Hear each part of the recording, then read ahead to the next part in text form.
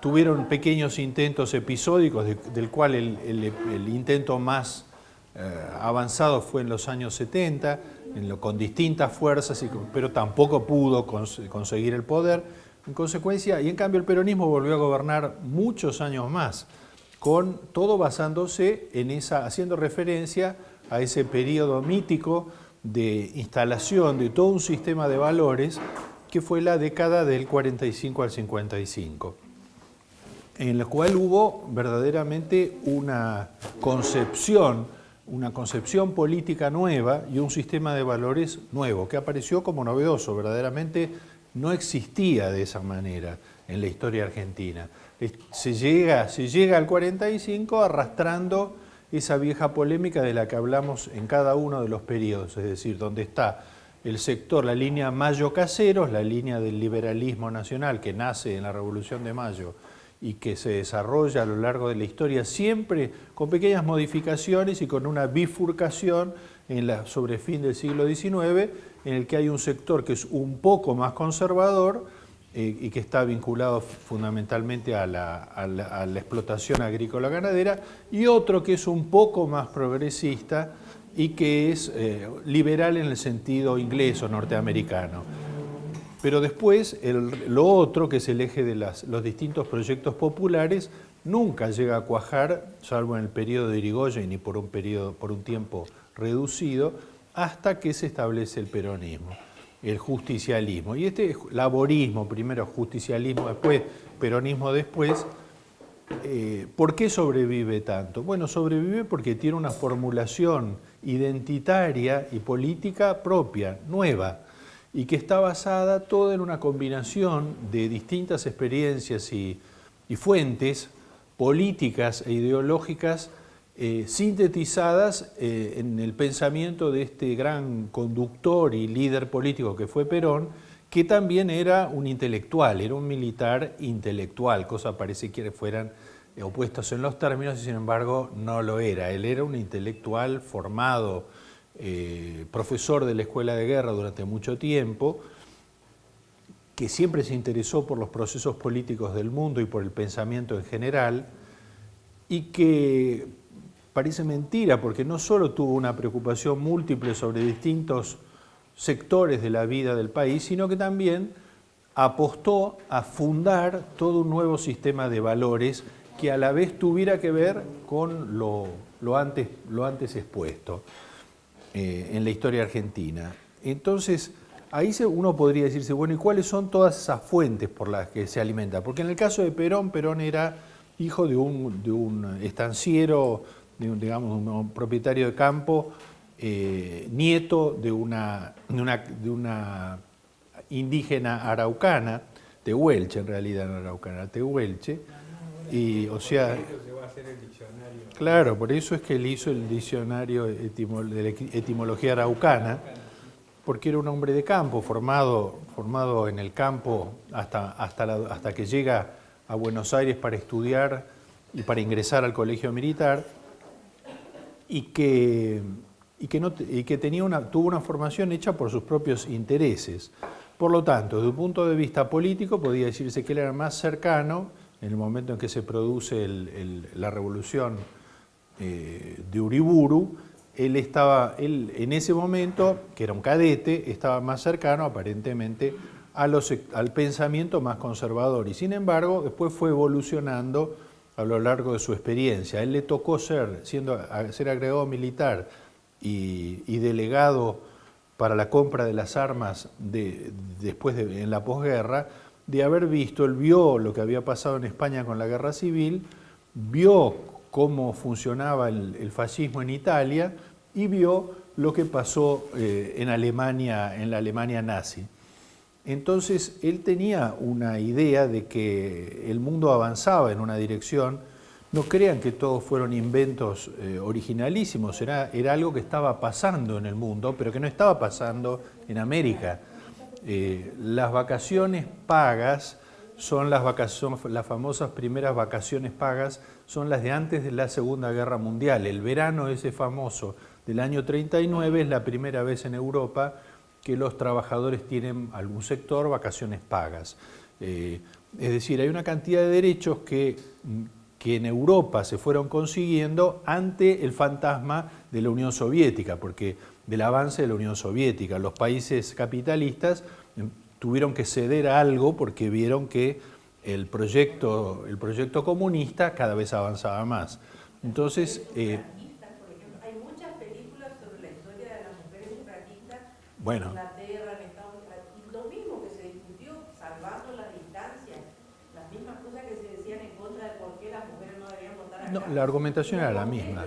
Claro. Era similarísimo. Claro, claro, sí, pero lo que la diferencia que fue fundamental, y basta, no conversen más en clase,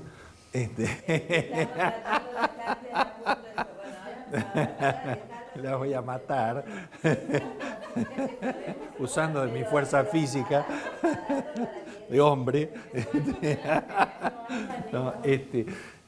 No, digo que lo que fue realmente diferente con respecto a la Argentina fue la experiencia de las dos guerras, porque las dos guerras hicieron que durante periodos de 4 y 5 años, las dos veces, se retirara del mercado de trabajo una cantidad millonaria de hombres.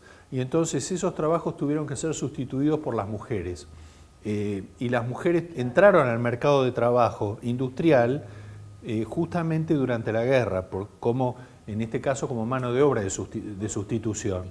Y entonces, ¿cómo? De las dos guerras, en la Primera Guerra... Bueno, pero la razón al final es la misma. La del Paraguay, la razón fue la misma. Es decir, muertos los hombres, las mujeres tuvieron que hacerse cargo de lo que quedaba. Pero en el caso de Europa, en todos los países que participaron en la guerra, fueron millones. La Primera Guerra Mundial, sobre todo, como era con una convocatoria masiva de conscripción, todo el mundo hasta los 50 años iba. Por lo tanto, los hombres se fueron todos a la guerra y estuvieron en la guerra 5 años. Y en esos 5 años las mujeres empezaron a ocupar todos los puestos de trabajo. En Francia, en Alemania, en Italia.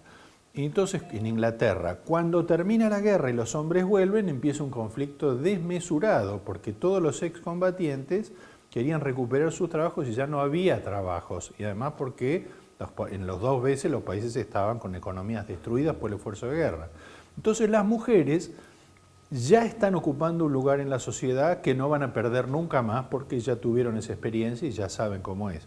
Eso acá no había sucedido. Acá el cambio mayor que se produjo fue la inmigración interna que mencionaba Olga, justamente ese gran desplazamiento de poblaciones, sobre todo del noroeste y del nordeste, hacia Rosario, hacia La Plata, hacia Buenos Aires, que lleva una gran cantidad de inmigrantes a los primeros centros industriales, pero naturalmente no era comparable en esos términos.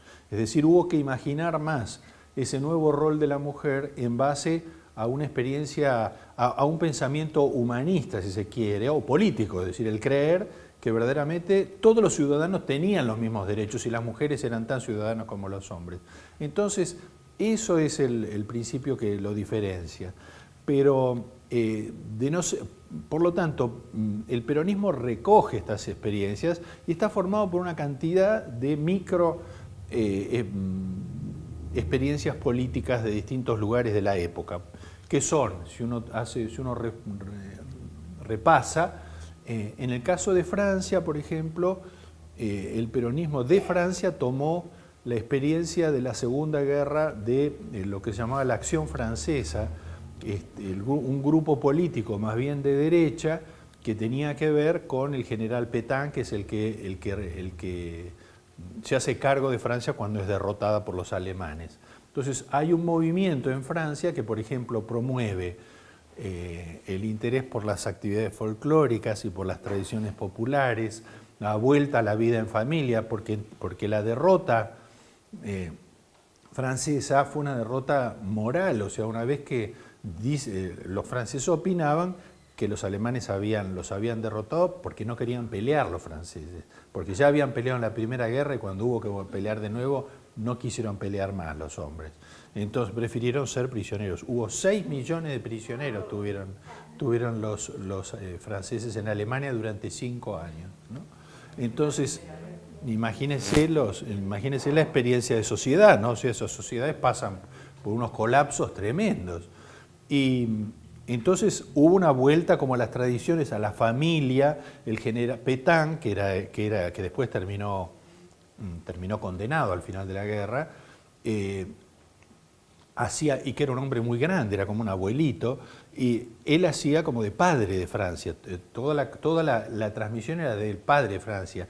Y es muy curioso porque ustedes no sé si habrán oído nombrar, pero hubo una gran bailarina negra en la etapa de las vanguardias entre las dos guerras, entre el 20 y el 30, que se llamó Josephine Baker, y que era una bailarina que era una africana con un cuerpo increíble y que bailaba desnuda, con una pollera de bananas, no sé. Y entonces, y era la locura de todo París. Y esta mujer, cuando termina la guerra, creó un centro de recuperación de huérfanos, tenía como 300 huérfanos, yo qué sé. Y con esa misión vino a la Argentina después de la muerte de Evita. Y cuando viene a la Argentina, la hacen conocer, bueno, yo qué sé, ¿cómo habrá sido eso? Ramón Carrillo, que era el ministro de Salud, estaba furioso porque, y hay una carta que le manda a Perón que es muy gracioso, donde dice, el general dice, sáqueme por favor de encima esta negra, que para negro basto yo, porque era santiagueño y era muy morocho realmente, ¿no? Dice, para negro basto yo. Dice, ¿por qué esta me anda levantando a todos los tuberculosos que son todos comunistas? Decía Carrillo. Pero lo increíble de esta mujer es que, y eso yo lo tengo, cayó en mis manos, lo tengo documento, la llevan a dar una conferencia a Florencio Varela. ¿Cómo para en Florencio Varela en el año 52, ¿no? Y entonces la conferencia, que está en francés, se llama El general Perón es como nuestro padre. Y entonces se explica... Pero traía la imagen de Francia. Claro, totalmente, la transmisión directa de esa idea de que Perón era el padre. Entonces dice, la patria, la nación es como una familia, el padre tiene que hacerse responsable de todo, y los hijos y los padres tienen que quererlo, bueno, todo ese razonamiento. Bueno, eso referido a Francia. Referido a Alemania, en Alemania en realidad toda la tradición del nacionalsocialismo no interesó en la Argentina de los años 45, más allá de lo que la propaganda norteamericana trató de demostrar. Hay un libro de Rapoport muy bueno al respecto, donde muestra todo, digamos, de qué manera había algunos pocos generales que se interesaron al principio de la guerra y que después se desinteresaron, y ninguno quiso propiciar el nacionalsocialismo de veras en la Argentina, ninguno. Y los pocos que lo hicieron eran alemanes residentes. O sea que no es por ese lado que vino el modelo, ni tampoco por el lado del fascismo, que eso se le endilgaron a lo largo del tiempo, pero sí en cambio el modelo de la organización de los sindicatos por rama de trabajo, que fue lo que siempre el comunismo y en general los partidos políticos argentinos criticaron hasta el día de hoy al peronismo, y que sin embargo fue un modelo que desde el punto de vista de la organización política tuvo una eficacia extraordinaria, porque hasta el día de hoy el movimiento sindical existe, y mientras todos los otros, uno va a Brasil, por ejemplo, y en Brasil hay 4 o 8 sindicatos por actividad, lo cual quiere decir que la negociación después, frente a la patronal, no tiene ninguna fuerza. En cambio, ese modelo desde el punto de vista político funcionó. Es criticable desde otro punto de vista, la participación, del fascismo, de otras miradas. Pero desde el punto de vista político, lo cierto es que Perón consiguió que apareciera en la historia argentina un nuevo actor social, un nuevo actor histórico. Porque ¿quiénes habían hecho la Argentina nación? Y la habían hecho fundamentalmente el ejército, porque el ejército está en la base, como hemos visto, desde San Martín en adelante, de la organización de la nación. Y eso no hay cómo contar la historia de otra manera, es mentira contar la historia de otra manera. El ejército hasta colonizó, hasta educó. O sea, el ejército tuvo responsabilidades nacionales descomunales. La Iglesia católica, porque la Iglesia católica compartió responsabilidades con el ejército en el armado, ¿no? Y luego la producción agrícola-ganadera, que fue la que creó la riqueza básica de la Argentina a lo largo de 200 años, hasta hoy. Entonces, esos tres actores eran los que discutían sobre el modelo de nación que se iba dando en los distintos periodos, hasta que de golpe esta experiencia del 45 al 55 hizo que apareciera alguien más que podía opinar sobre el destino. No era el hegemónico como en la Unión Soviética, o sea, no era la dictadura del proletariado, pero el proletariado estaba presente en todas las decisiones que se tomaron históricas desde ese momento en adelante. Y cuando no lo estuvo fue porque se lo reprimió y se impidió artificiosamente que lo fuera. Pero ya apareció un actor más, y ese actor más siguió hasta el día de hoy. En el cual es muy interesante, en una de las películas que hizo Fernando Solanas en los años 70, que era sobre la actualización política, que era un largo reportaje a Perón, hechos en España, con él Getino y Vallejo, y Perón tiene una frase muy feliz, extraordinaria en un momento dado, porque él dice, en el que plantea un problema de clase muy interesante, dice, y otra vez la metáfora de la familia, dice, para los trabajadores la patria es como la madre, es su madre. Dice, pero ¿qué pasa si es una madre descastada y que no le interesan sus hijos? O sea, claro, dice, ojo, es decir que no es un valor superior al interés de los trabajadores, la patria. No es una cosa audacísima como concepto. Pero quiere decir que justamente esta idea de la patria, que había sido manejada por los hombres de la espada y por los hombres de la cruz desde la conquista española, en este caso se ajustaba un poco más a la realidad, bajaba a la realidad, no era un gran valor inaccesible que había bajado el monte Sinaí, sino que verdaderamente tenía que ver con la vida de esos. Incluso yo me acordaba escuchando las clases de Joselo sobre sustentabilidad, tiene una frase Perón extraordinaria, porque dice, con respecto a la ecología, dice, si no cuidaban a los hacheros, ¿qué iban a cuidar a los árboles?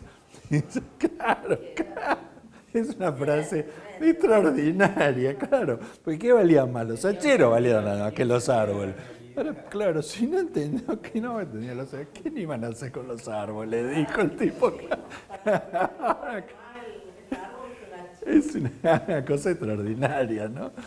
Bueno, después de España, la experiencia de la guerra civil trajo sobre todo los llamados cursillos de cultura católica del franquismo, que fueron los que siguieron algunos de los primeros sectores políticos que estaban con el peronismo, con el primer peronismo que, como explicaba el profesor también, era muy diverso al principio, había socialistas, había radicales de forja, es decir, que no había todavía una masa crítica compartida de valores políticos.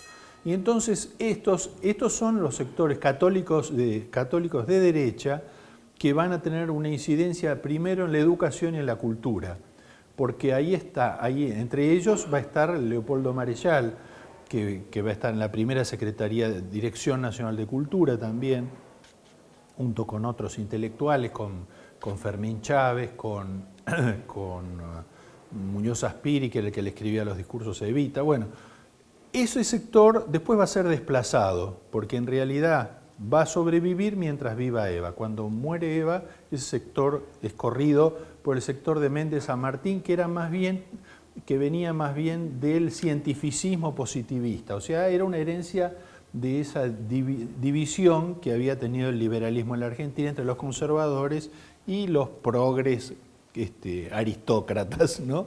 Entonces, de ese sector es que vino, y de ese sector es que vino mucho de este diabólico culto a la personalidad, porque se pensó que había que poner el acento en la educación. ¿Y por qué se pensó en eso?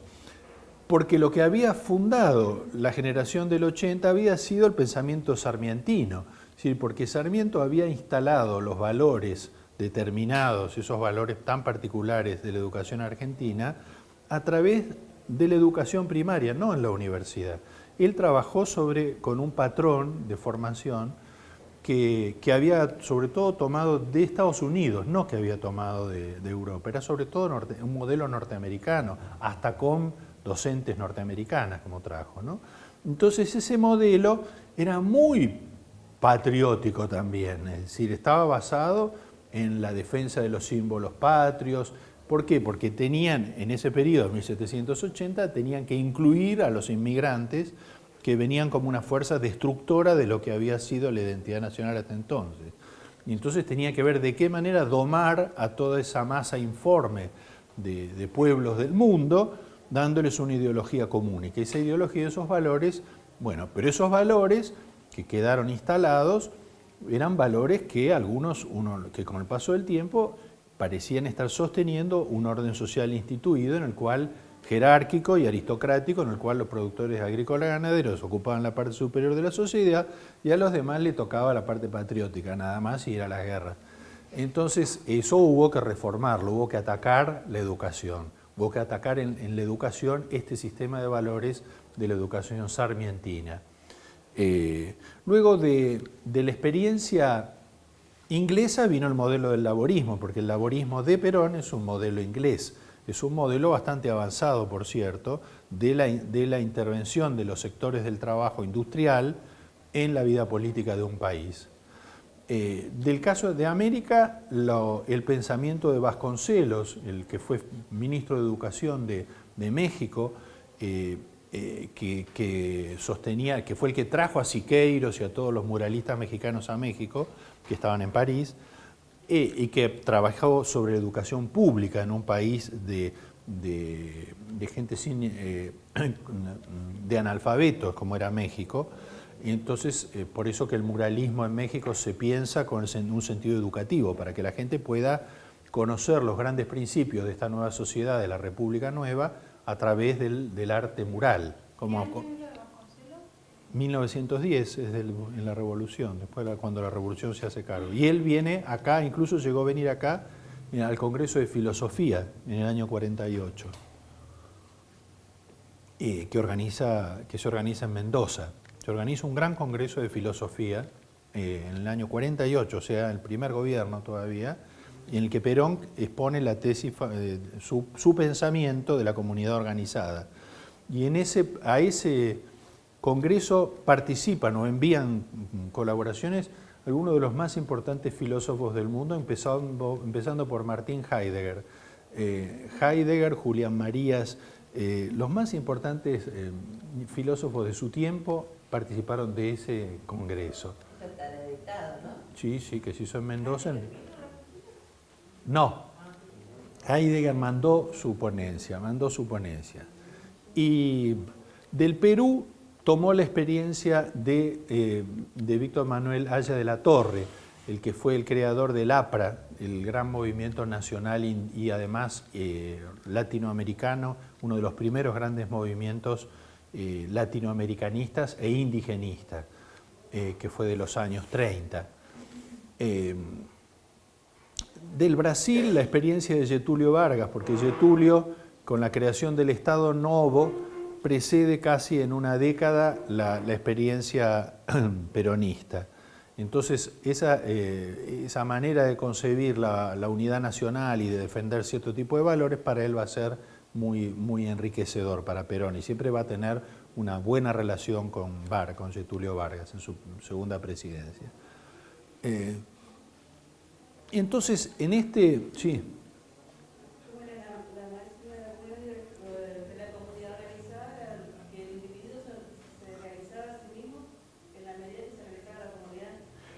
Claro, porque él, expone en realidad a través de esa ponencia la tercera posición, es decir, la necesidad de escaparle a la alternativa que la Guerra Fría le estaba planteando al mundo, de ser o capitalista o pertenecer al mundo comunista, al marxismo. Entonces, ¿por qué? Porque decía que el capitalismo explotaba al hombre y que el marxismo, él usaba una palabra que me hace mucha gracia, porque decía que eran unas sociedades que insectificaban al hombre, que era como un insecto, era, ¿no? Una colmena.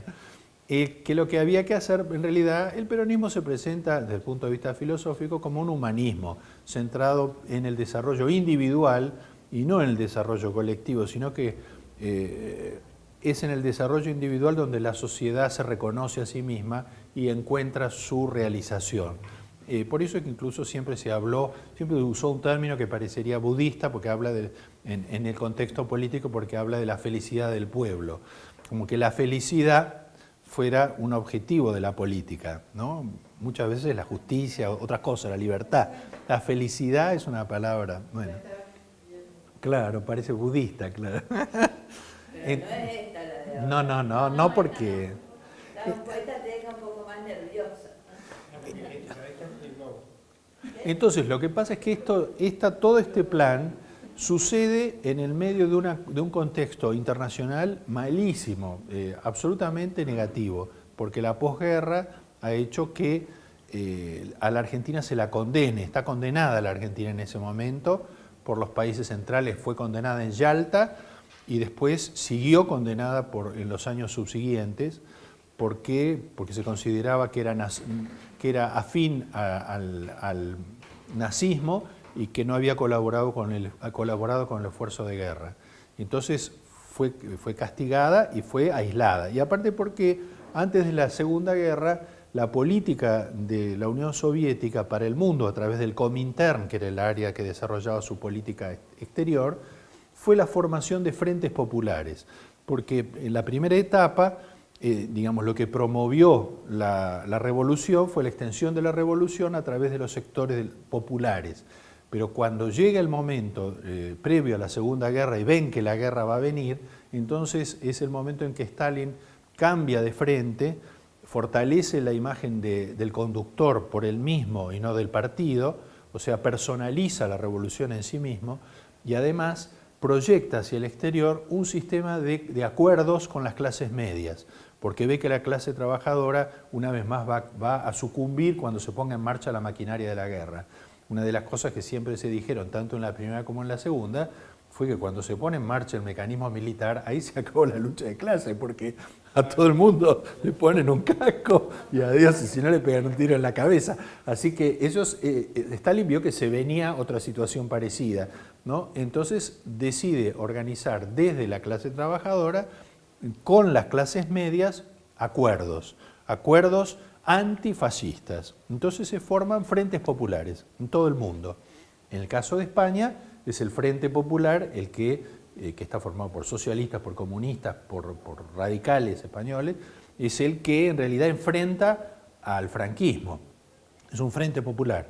Y acá en la Argentina lo que promueve el Partido Comunista es un Frente Popular, que incluye a los sectores más increíblemente antagónicos, ¿no? Desde Jorge Luis Borges y Victorio Ocampo por un lado, hasta Gioldi, que había sido comisario del Ejército Rojo, todos ellos dentro de una misma bolsa que era un frente, y lo más genial es que quien corona este frente en vísperas de la elección del 17 de octubre de Perón es el embajador norteamericano, Publi Brother, que iba a los actos él y desfilaba junto con los otros y ¿no?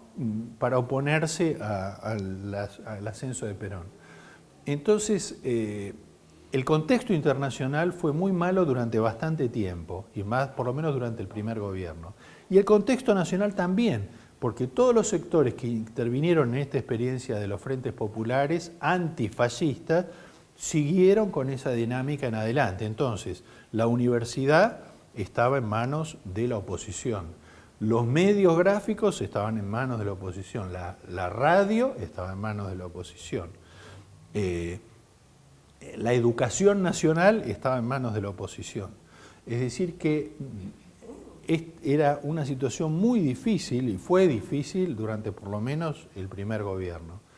Y es en ese momento que entonces se empieza a aprovechar de otra experiencia externa, que es la que había hecho Eleanor Roosevelt, la esposa de Roosevelt, del presidente de Estados Unidos, en varios temas en los que se parece a la figura de Evita. La figura de Evita está bastante tomada de la experiencia de Eleanor Roosevelt, sobre todo en la comunicación social. Empiezan a hacer unas campañas de propaganda y de avisos impresionantes de comunicación visual para que la gente entienda rápidamente qué es lo que se quiere decir, y porque además no tienen ni la televisión, no tienen la radio, ni tienen la educación, ni tienen la universidad para transmitir el nuevo proyecto político. Entonces usan la comunicación visual, la propaganda, que había tenido un gran éxito también durante la guerra y la preguerra en todos los países de Europa. Es el comienzo de la propaganda política usada en forma masiva, como Blitzkrieg, gráfica, que ahora vamos a ver.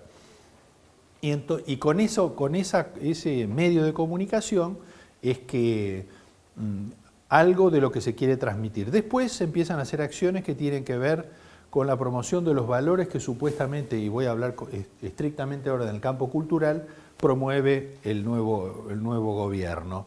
Y es muy claro, porque dice lo siguiente, dice Perón en Orientación Política, dice, forman nuestro patrimonio cultural, refiriéndose a lo que es el patrimonio cultural de los argentinos, ¿no? La historia, el idioma, la religión, el culto a la familia, la poesía popular, el folclore, las danzas del pueblo y la devoción a las efemérides patrias. Hay que propulsar el conocimiento del origen y desarrollo de la historia patria, remontándola a la conjunción de elementos civilizadores que en ella intervinieron. En este listado, entonces dice, las tradiciones familiares, tan unidas a nuestra religión, deben ser atendidas y exaltadas, al considerar a cada individuo como jefe efectivo o en potencia de ese núcleo básico, ya que cuanto más perfeccionado esté en su educación y funciones, mayor será el nivel cultural de la ciudadanía. El fomento del estudio de la poesía popular será también cuidado, con el objeto de que el conocimiento de esta expresión filosófica y artística del pasado sea norma y fuente de inspiración espiritual para el presente. Las expresiones folclóricas deben ser estudiadas. El sentir del pueblo interpretado por danzas, música y canciones debe cuidarse como exponente de íntima y popular cultura y como base del desarrollo de poemas propios y expresión artística.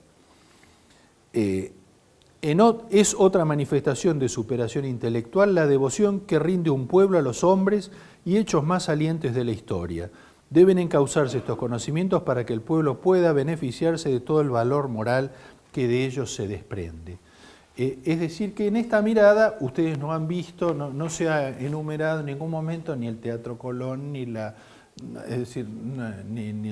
teatro griego, es decir, se focalizó en aquello que no tenía rango de cultura en ese momento. Cultura era cultura superior, cultura artística superior. Cultura era la cultura de los conservadores, que ellos, la verdad, habían hecho un esfuerzo muy sostenido para dotar de infraestructura cultural a buena parte del país, creando la misma vida asociativa, creando teatros en todos lados, creando espacios para conciertos, para la música europea. Todo eso sí, las salas de exposiciones, la pintura y la escultura, toda la comunicación visual escultórica del centenario que estaba en todos lados, la arquitectura que había sido la gran maestra de los valores culturales europeos desde el centenario en adelante. Eso había sido, es como dicen, que era la función que cumplía la catedral europea, que era una función didáctica y pedagógica para masas de personas que no tenían ningún tipo de comunicación cultural, salvo las tradiciones populares. La catedral era una comunicación directa entre el pueblo y la historia que se quería contar, que era la historia sagrada, la historia de la religión de ese pueblo. Bueno, esto es parecido, es decir, que acá se hace un esfuerzo muy grande para poner en foco y en valor todo aquello que hasta entonces no... ¿Cómo? Esas expresiones, pero eso no constituían antes un interés de la cultura popular. Había habido, porque tampoco se puede inventar todo de la nada, en la época de los conservadores, justamente a partir de los años 30, una cantidad de estudios científicos vinculados a las tradiciones populares. Los más importantes ocurrieron en ese periodo, y no en el periodo posterior, sino exactamente la década anterior. Hay quien dice que parte, digamos, de la promoción del folclore proviene del impulso que le dio Patrón Costas y algunos de los dueños de ingenios tucumanos en el momento en que querían promover la tucumaneidad para llegar a la presidencia de la nación. Y entonces aquello que eran tradiciones populares, ellos las quisieron elevar al rango que había alcanzado, por ejemplo, las expresiones populares pampeanas, a través desde el Martín Fierro hasta hasta la canción popular, todo eso había adquirido un rango nacional. ¿Por qué razón el pericón nacional es una danza que se baila en los colegios? Y que en mi opinión no es muy feliz ni es muy creativa, ¿no es cierto?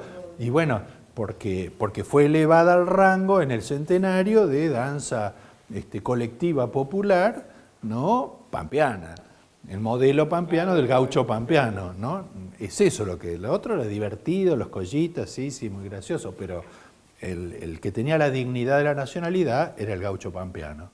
Entonces, en ese sentido, la posición de este primer peronismo es modificar, es aprovechar esa tradición de las investigaciones históricas y aprovechar el esfuerzo que habían hecho los historiadores revisionistas, que también desde ese periodo y desde el nacionalismo católico, del nacionalismo aristocrático, empiezan a cuestionar la historia sarmientina y que desde Palacios, todos los autores revisionistas, hasta José María Rosas, todos ellos van incorporando otra mirada de lo que fue la historia argentina, que no es la mitrista, diferente de la de Mitre. Y con todos estos elementos es que se arma una primera comunicación de cuál sería la propuesta axiológica, los valores que promueve el nuevo proyecto político. Entonces, vamos a ver algunas imágenes de esto porque son muy gráficas, se entiende muy bien todo esto. Hay que agregarle la dimensión nueva que se inventó, que eso sí se inventó de esa manera, que fue el rol del movimiento sindical como actor político protagónico, porque Perón se hacía llamar a sí mismo, y lo dice en la marcha los muchachos peronistas, era el primer trabajador, o sea, si la condición de trabajador era la condición máxima en el Estado peronista, el primer trabajador era Perón, el primero era Perón, ¿no? Que es muy gracioso porque en esa época se escribe una marcha que a lo mejor algunos de ustedes escucharon, que es para robarle la fiesta del trabajo, pues la fiesta del trabajo es una fiesta de los comunistas, es el 1 de marzo, es una fiesta comunista. Entonces el peronismo pasó, como decíamos en la primera clase, a apropiarse de ese, para constituir su propio patrimonio, se apropió.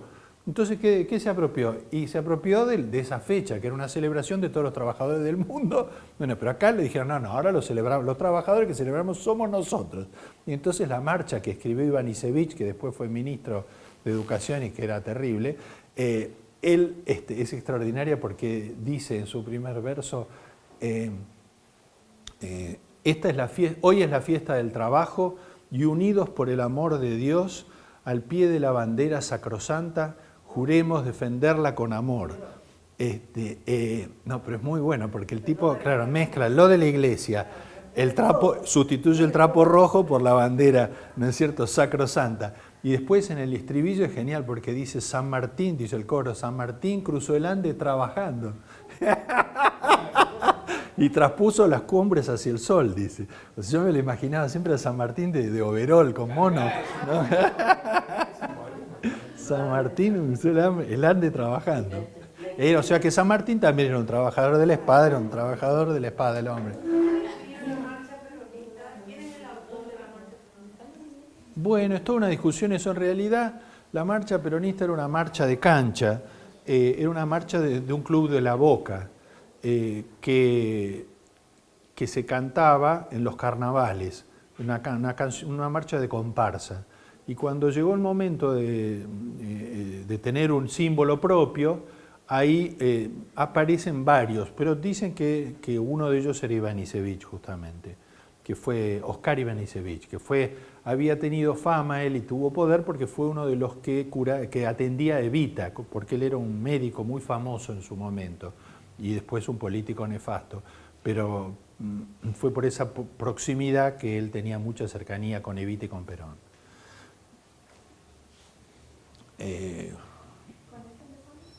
Por favor.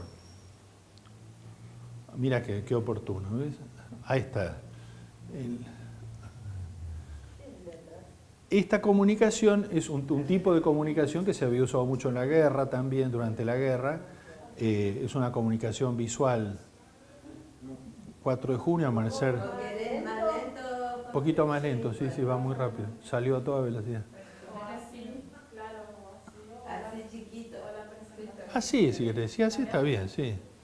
Bueno, ahí están, ven este hombre nuevo, ayer oprimido, obrero. O sea, miren el título, ¿no? Casi nada, el título es una... hoy ofendería un título así, no se aguantaría. Sí, en Crónica aparecería. ¿Cómo? ¿Cómo?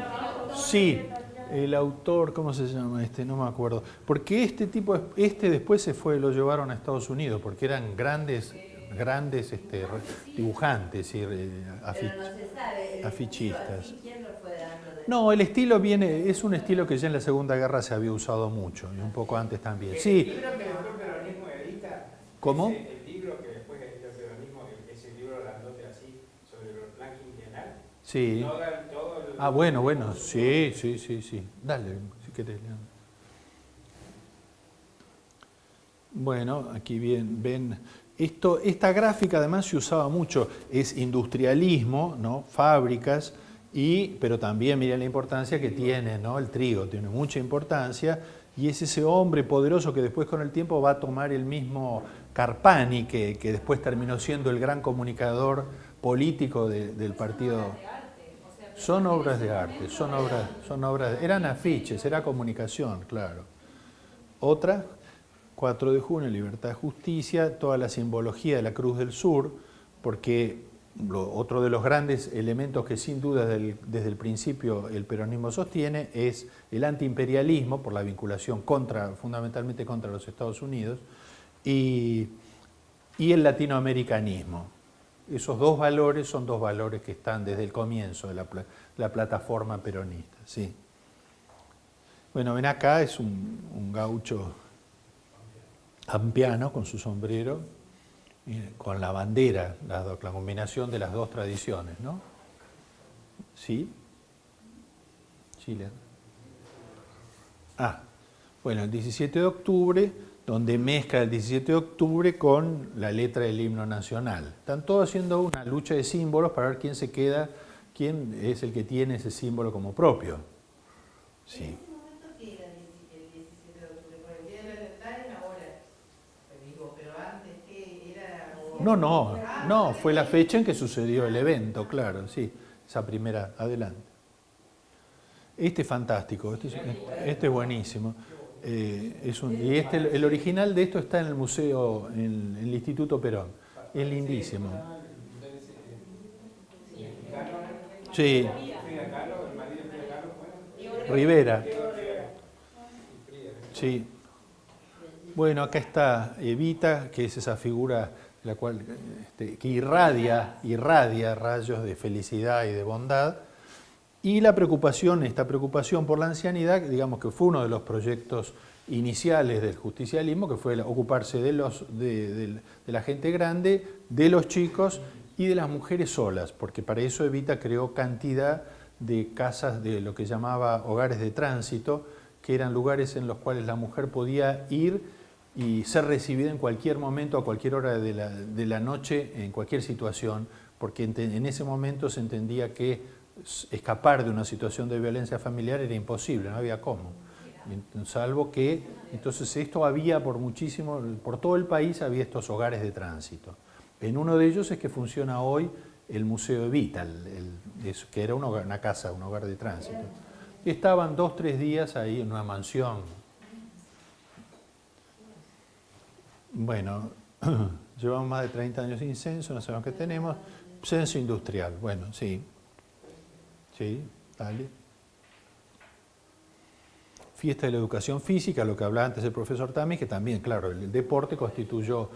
Perón era muy deportista, entonces él había tirado espada, después fue alpinista, saltaba a caballo, él boxeaba, dicen que perdió su condición de padre haciendo deporte, justamente, haciendo eso que se salta, digamos, en atletismo. ¿Salto cajón? Sí, el que tiene las barras así, pegan un salto. El caballo, claro, ese parece que ahí cayó ahí. Bueno.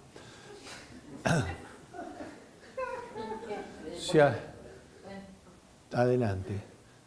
Ahí está. Bueno, esto los ferrocarriles ya son nuestros. Y aparece esta...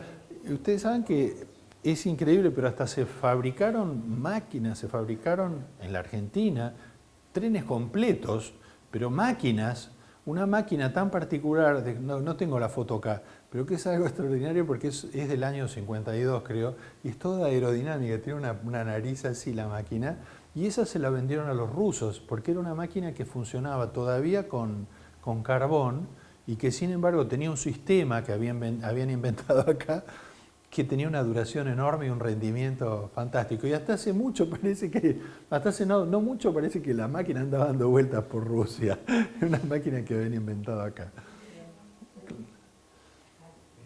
Hay que decir que los dos sindicatos justamente de los ferroviarios eran antiperonistas porque eran comunistas.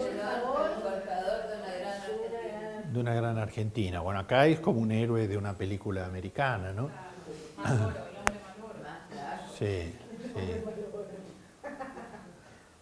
Bueno, acá otra vez el plan quinquenal, esto que hablaba el profesor Tamis, eso fue tomado de la Unión Soviética, de la posibilidad, también se hizo en Europa, se creyó mucho en la planificación en ese momento, es decir, que había que hacer planes a largo y mediano plazo, y después en el mundo se dudó porque pasaban cosas que interrumpían estas planificaciones. Pero acá se llegó a hacer dos planes quinquenales, y esos planes quinquenales fueron muy bien comunicados, formó parte de la información que manejaba todo el mundo, desde los chicos de las escuelas hasta las señoras en la casa, que había un plan quinquenal.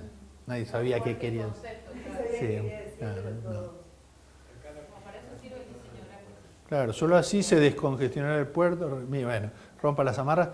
Entre otras cosas, se armó una flota propia.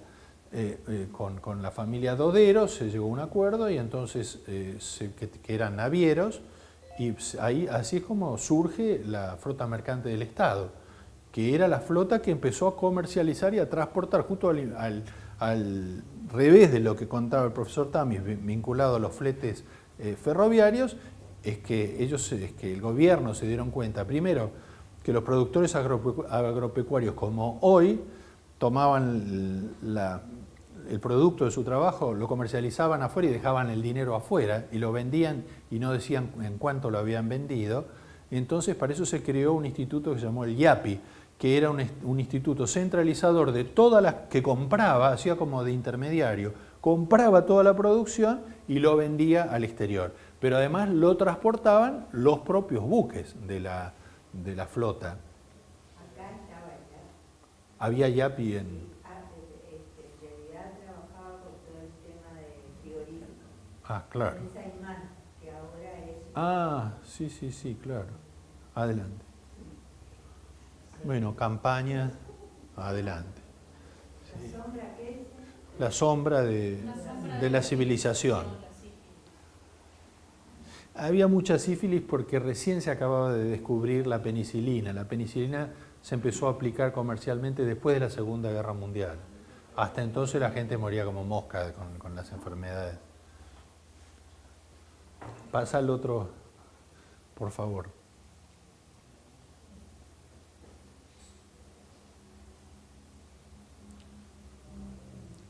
Arquitectura, sí. Aquí hay algunos exponentes de lo que era la grandeza de la perspectiva. Esta es una primera exposición minera argentina, patio de honor La Pachamama, de Troiano Troiani, una escultura, miren lo que es la escultura. Se encarga mucha obra, artistas visuales, muchas esculturas, se compra pintura. Adelante. Gigantesca. Argentina en marcha, es otra exposición, porque se hacían muchas exposiciones en distintas ciudades de la Argentina y había desfiles de carrozas alegóricas en las que se elegía, por ejemplo, reina de los distintos gremios, y había toda una festividad orientada a promover el trabajo como uno de los logros de la sociedad. Adelante. Ese estilo de arquitectura, que también, como usted dice, tenía un nombre algo así como monumentalista, Sí, sí, claro, claro, esa la, claro. Y esto, bueno, esto es el Teatro San Martín que se hizo se hizo en el gobierno, el segundo gobierno de Perón. Lo estrenó Frondizi, pero en realidad el proyecto y la realización fue en la primera mitad de la década del 50, que era un teatro verdaderamente modernísimo. Adelante, de Mario Roberto Álvarez. Y aquí está la ciudad infantil, la República de los Niños, que está hoy en La Plata, en el bosque, claro, en la entrada del bosque, Pereira, Lucena, Iraola, y después había dos más, que era donde ahora está Alpi, que era la ciudad infantil, y la ciudad estudiantil, que eran todas ciudades como de juguete en miniatura, a las que concurrían las escuelas y los chicos de todos lados, de todo el país, y visitaban y hacían como que vivían en una ciudad, se vestían de policía, dirigían el tránsito, hacían toda mimaban la vida de los grandes en esas ciudades. Sí, esta sigue activa como eso. Sí, en la ciudad de los niños sigue, sí, sí. Adelante. Esto es del Teatro San Martín, bueno, también es el hall, que era muy moderno. Bueno, adelante. Es el otro ya, el otro iconito. ¿Todo eso se va a cambiar, José Luis, el modelo arquitectónico de San Martín en estas... Yo creo que no, me parece que no. Bueno, esto ya es propaganda política, pero que también es muy interesante. Bueno, que hubo una tradición grande de propaganda política desde el Centenario, con Caras y Caretas, esas revistas, Pif Paf, todos esos, había el Mosquito, una continua satirización de la vida política, y los políticos se lo aguantaban eso en ese momento, era algo tolerado. Bueno, acá está, Perón cumple, ven que a un rico, ven que está con su reloj de oro, como le cumplió. El estilo también ese de genión que Sí, adelante. Evita dignifica, de verdad. Ah, bueno, esto es un juego de ajedrez. En el detalle es que esto es todo, los peones son de dinero, todos, y aquí está la República, pobre, que es la dama, y aquí lo volteó al rey, que era el tío Sam. La galera, sí. Era el tío Sam. La galera con estrellita. Y tiró la hoz y el martillo. En la volteada tiró todo, claro. Qué bueno.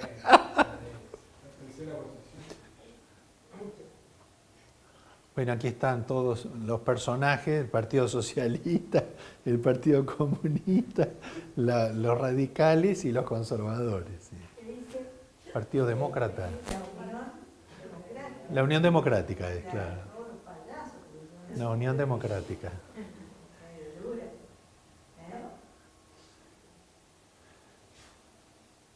Al de la UCR le hace un viejito y al del Sí. Partido Socialista un programa.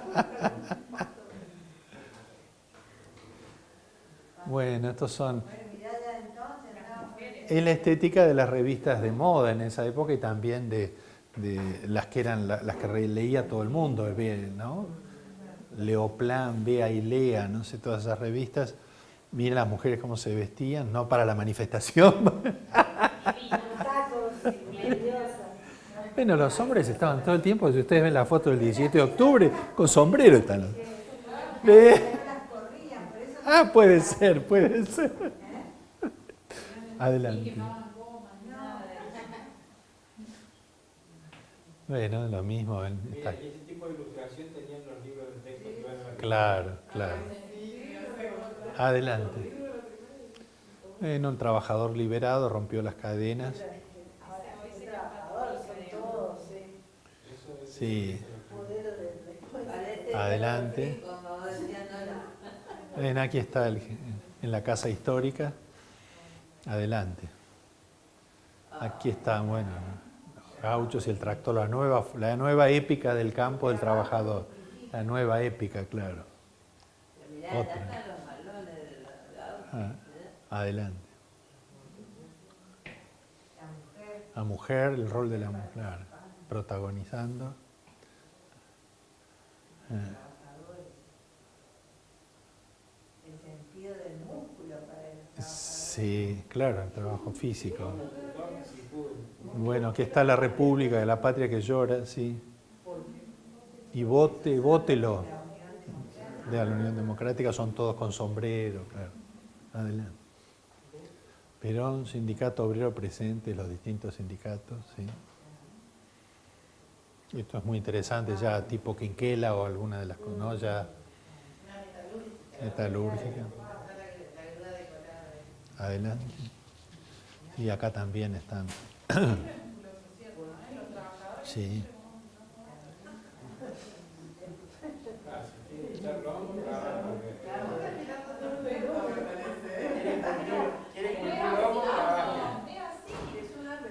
Lo digo yo, pero lo piensan todas. Adelante. El Paso del Riachuelo, aparte tan luego, ¿no? Ahí donde está el lugar que se llama el Puentecito. Esto es una foto, miren lo que era. Claro, con razón dijeron lo del aluvión zoológico. Lo del aluvión zoológico, porque era la aparición de sectores que no, como se dice ahora, no se visualizaban. Claro, pero que existían, y miren lo que eran. Ven todas las fotos de Perón. Un disparate. Esa foto de adelante del auto de Perón es la que Y acá tiene todo fotos por todos lados. Porque otro de los elementos indudablemente culturales que produce el peronismo es el acto popular, el acto en el cual esa ceremonia laica, en la cual el líder dialoga con el pueblo, y es algo que francamente era algo estremecedor como situación, porque funcionaba, como Fidel 8 horas hablando, ¿y cómo hace 8 horas? Y bueno, porque se establece una comunicación, el espectáculo es la gente, ¿no? Y es participar. Claro, es participar, sí, adelante. Ahí está, miren estos son geniales. Los corazones que ponen son del frigorífico Wilson. Todas mujeres son, sí. Adelante. Esto también. Adelante. El otro iconito. Cuando se habla del odio hacia el generador de movimiento, esas imágenes son absolutamente gráficas de todo lo que representaba el movimiento. Totalmente. La primera que hicieron Perón.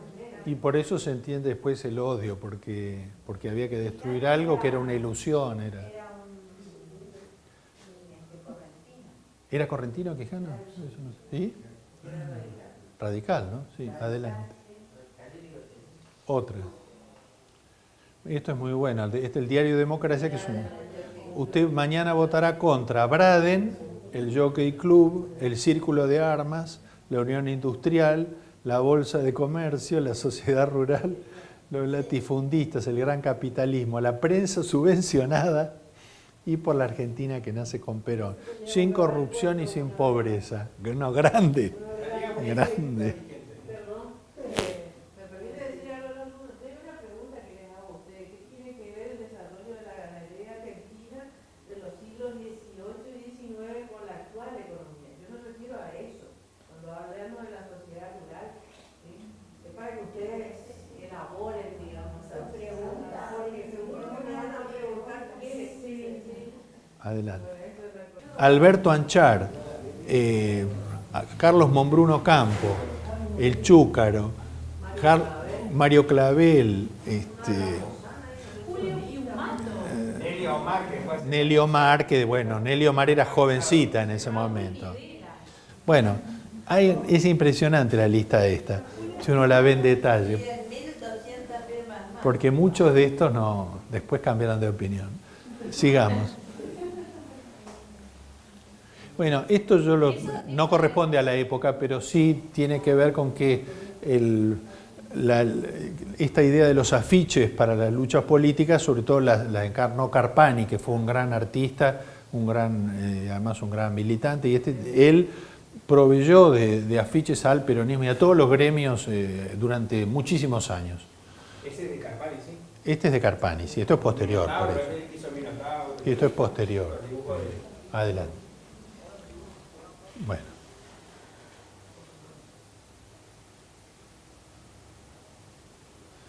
Bueno, este es el monumento al descamisado que finalmente no se pudo poner porque ese era de los que iban a estar arriba de la Facultad de Ingeniería, que después se tiraron abajo. Adelante. ¿Ven? Que es todo un grupo escultórico. Bueno, Pero ese grupo escultórico existe, ¿no? sí. ¿Sí? Pero todo esto no se llegó a instalar. ¿Y dónde está José Luis eso? Eso se rompió, aparecieron en el riachuelo, exactamente, aparecieron en el riachuelo. Sí, sí. ¿Viste que ahora decapitaron un busto de Néstor? ¿Ah, sí? Sí, no sé si en Corrientes o en Entre Ríos. Esta era una revista, Mundo Peronista, que era una revista de informaciones generales, pero que tenía un gran contenido ideológico. Adelante, pero popular. Aquí está medio irreconocible, ¿no? Evita. Ya está más adelante, sofisticada. Bueno, aquí como la banderada que porta la antorcha. ¿Sí? Esta foto es muy linda, que es una foto muy juvenil de ella. Esta foto fue muy tomada por la juventud peronista Montoneros en los años 70 porque era la imagen que querían tener de Evita, no la Evita con el vestido y en el Colón, sino esta una joven de su tiempo. Tiene unas fotos muy lindas. Y rubia además estaba ahí. Sí. Adelante. ¿Hay alguna de esas fotos de ella que aparece con el pelo oscuro? Esa misma. Sí, esa misma, sí puede ser, sí. Esto es otro del plan quinquenal referido a las obras sanitarias que trabajo. Adelante. El segundo plan quinquenal, los aseguros, ¿sí? Aquí estamos hablando, bueno, la flota argentina de navegación fluvial, Argentina y Paraguay, porque entre otras cosas, Perón lo que hizo fue la devolución de trofeos retirados por las fuerzas argentinas en la guerra de la Triple Alianza. Y Perón devolvió esos trofeos al Paraguay. En la época de Conquista, ¿no se hizo algún tipo de revolución o algún acto? Después, sí. No, cuando él se enferma en vísperas de su muerte, es porque va al Paraguay, le hacen un homenaje y lo ponen en un escenario, en un entablado, en el cual, abajo de una lluvia tremenda, y él estaba vestido de militar y se aguantó todo el paso de las tropas, yo que sé, el desfile, y se empapó y fue su última. Y en ese viaje él había ido también para devolver otros trofeos, creo. Bueno, la flota mercante del Estado de la que hablábamos antes, que circulaba por el mundo con barcos argentinos. Es un proyecto de desarrollo independiente. Turismo en Río Tercero, el asunto del turismo social, que ocupó un lugar enorme, que después siguió esa dinámica, no se pudo volver atrás. Ya era un logro que había alcanzado la clase trabajadora y ya no se pudo volver atrás. Inclusive todas las zonas balnearias como inclusive por ejemplo todas las sierras de Córdoba fueron es toda hotelería sindical. Sí, ahora ya sí, ahora. Colonias de vacaciones, es donde está Río Tercero. Claro, bueno, y también, sí. Hasta hoy eso sí, es lo mismo que Chapadmalal. Sí, Mar del Plata. que era de turismo infantil, social. Colonias de vacaciones Sí. de esa época. Adelante. Bueno, El sur a ver si te queda uno. también, Bariloche, Sí, en Bariloche había. el norte, o sea, eran distintos lugares, Mendoza. La nacionalización de los elevadores de granos, claro que eso era el poder que tenían los propietarios. Claro, eso era Yapi. Y después estaba el IAMI, que era la parte mercantil. IAMI creo que era de la producción. La nacionalización de los teléfonos. Nacionalización de los servicios telefónicos. O sea, es realmente un evento social tan importante que no pueda... Transformación. No, pero además de que, digamos, si uno superpone las cuestiones personales, que es lo que contaba Arieta hoy, y deja de ver todas estas cuestiones. No, el proyecto de país que eso es. Para las mujeres lo que representó Evita en esa época, digo, Otra. fundamental. Pero él fue el creador de la Comisión de Energía Atómica, por ejemplo. Los trenes ya son argentinos. Qué grandioso.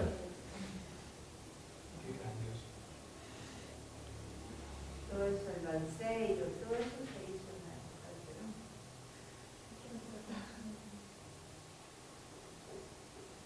Bueno, y en los años siguientes, Bueno, entonces, bueno, esos escenarios de los grandes actos masivos. Una cosa que lo querían denotar es que trajeron los científicos nazis al Balseiro. Sí. Los primeros que lo trajeron científicos nazis fueron los norteamericanos. Y los rusos los llevaron, pero directamente. Pero además, A von Braun. Estados Unidos llevó todos los científicos.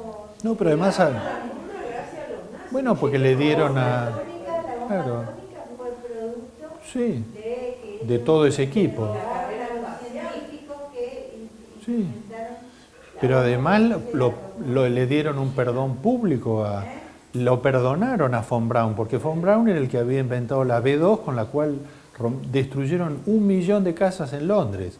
Y sin embargo, los norteamericanos le perdonaron, lo blanquearon y lo pusieron al frente del proyecto espacial, que fue el que llevó adelante. Adelante. Adelante. Sí. Es la última. ¿Sí?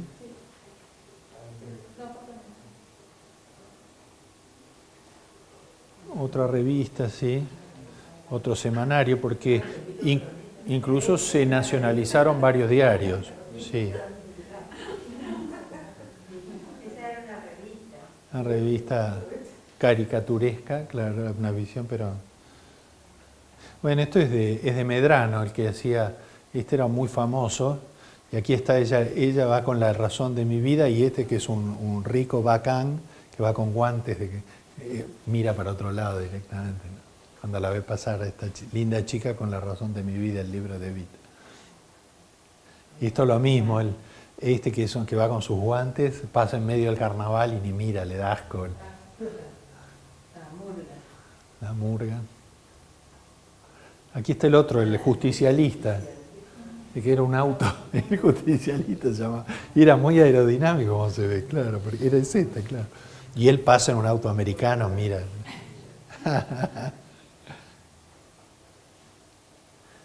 Bueno, es Peroni que le da el segundo plan quinquenal. Está con una paisanita.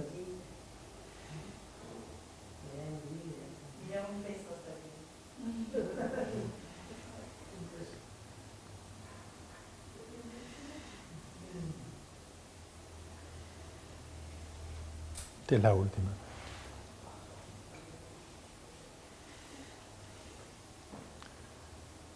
Bueno, para aplastar la oligarquía y el capitalismo extranjero. Adelante.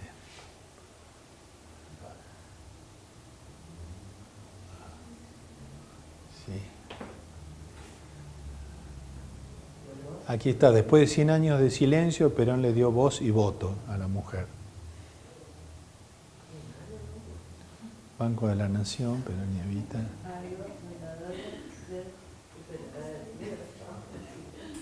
Otra. Está arriba de un farol. Pero esta es una que está arriba con un farol. Sí, un farol está, sí.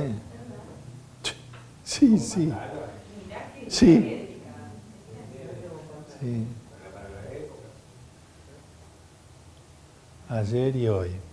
Sí.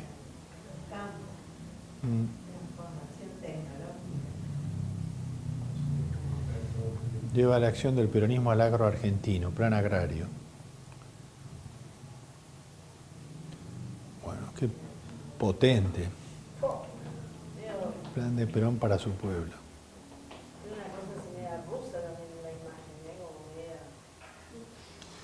Bueno, listo, muchas gracias, Leandra.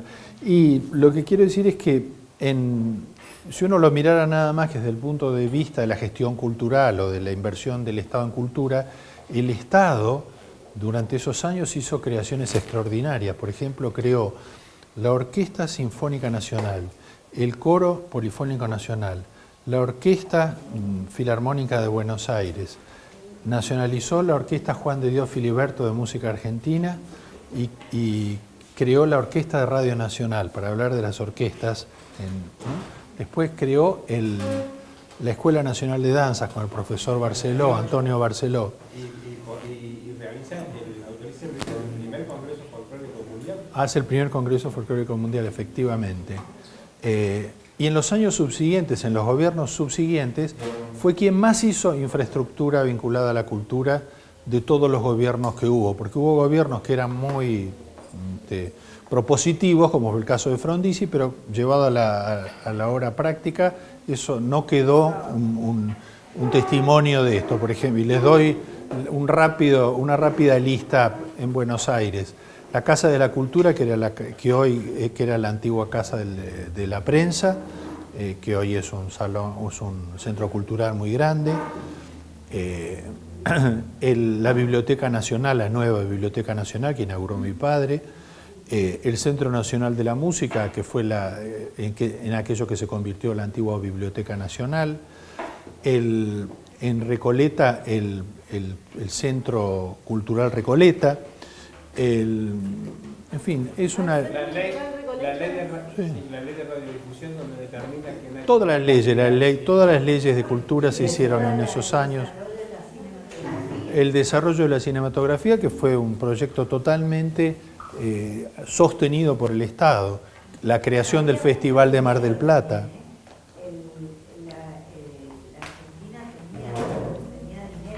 Sí, claro, porque después de la guerra quedó con divisas, pero es impresionante, bueno, todas las leyes, la ley de teatro, la ley de cine, la ley de música, la ley del deporte, es decir... Claramente era una conducción que tenía propósito. Pero estoy hablando a lo largo del tiempo, de esto ya, ¿no? De 3 generaciones.